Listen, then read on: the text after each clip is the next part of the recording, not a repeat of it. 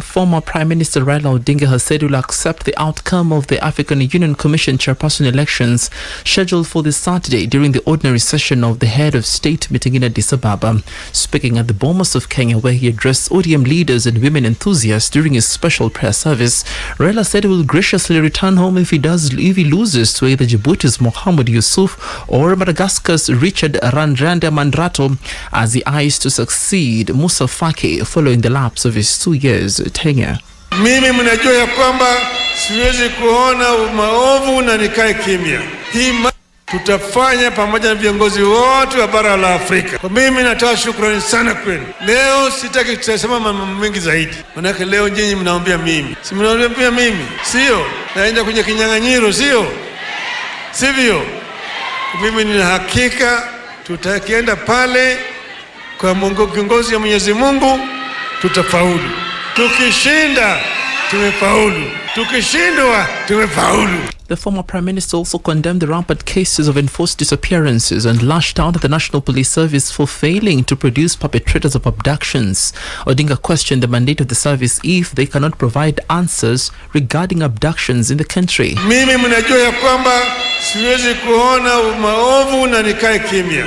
Hii mambo ya kuteka watu nyara, kushika vijana na kuenda na kuzuia na kuua mpaka ikwishe katika taifa letu. Hatuwezi kuvumilia kamwe watu wanatekwa nyara hovyo hovyo. Hawa watu ambao wanateka watu nyara ni watu gani? Ambaye askari nasema hawajui.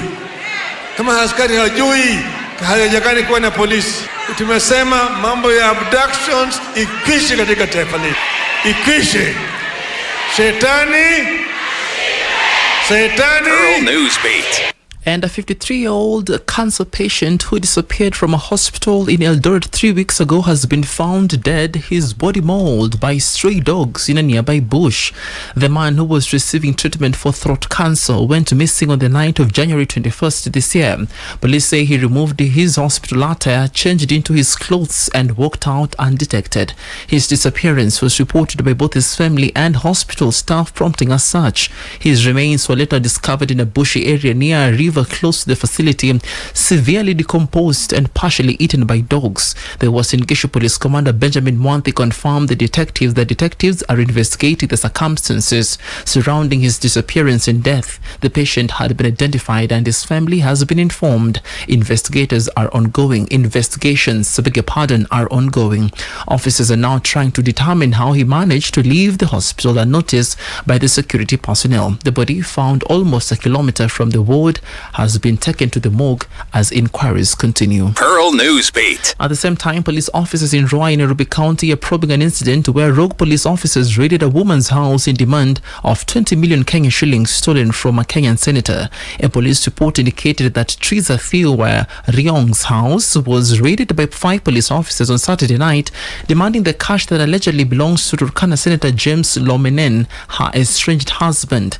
According to a report filed at the Kamuli police station, where Riong reported that the officers stormed a house under the pretext of recovering 20 million Kenyan shillings which she had allegedly stolen from her husband.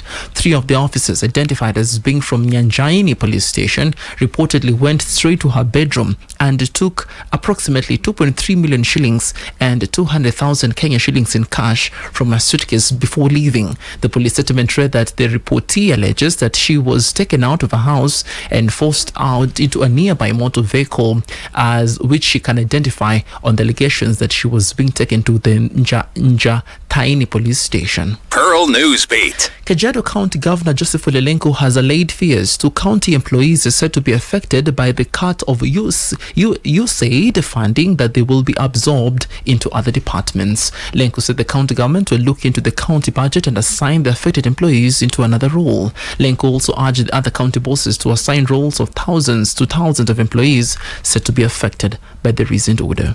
Wale wafanyikazi wote wa kaunti hii ambayo wataathirika na hiyo maagizo, msitie hofu. Kama taifa, kama kaunti, tunazungumza ili kuangalia namna kupitia bajeti zetu na mipango zetu naweza kuaccommodate nyinyi ndani ya serikali, kwa sababu tunatambua sehemu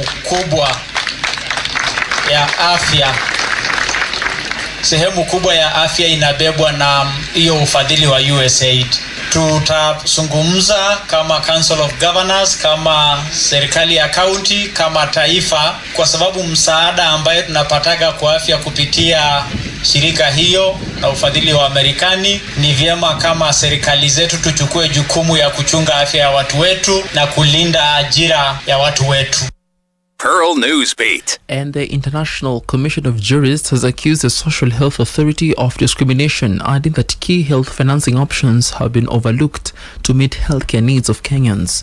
ICJ Kenya Executive Director Eric Mukoya says key tenets of healthcare service, including accountability, have not been factored in, leaving many Kenyans in the dark when seeking for healthcare services. Mukoya says private hospitals have also been given more priority on health financing, leaving vulnerable Kenyans unable to foot their own medical bills. To be an expert in health financing, but I dare say any model that does not ground the public health sector as the primary quality healthcare delivery mechanism in this country, and that private health sector is complementing public health sector, that model will not succeed, and it is a foundation of discrimination of citizens, creating the haves and the have-nots.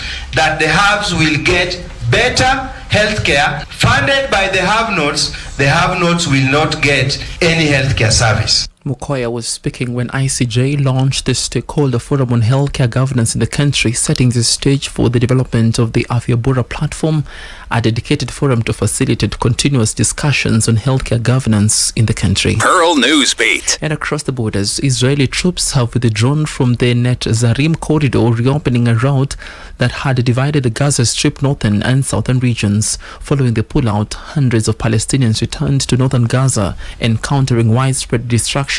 The withdrawal aligns with the 19th of January Israel-Hamas ceasefire agreement, which has so far facilitated the release of 21 Israeli hostages and 566 Palestinian prisoners. By the end of the ceasefire first stage, 33 hostages and 1,900 prisoners are expected to be freed, though Israel reports that 8 hostages are deceased. The conflict began on 7th of October 2023 when Hamas attacked Israel, taking 251 hostages and killing 1,200 people. Pearl Radio, the home of fresh and classic hits.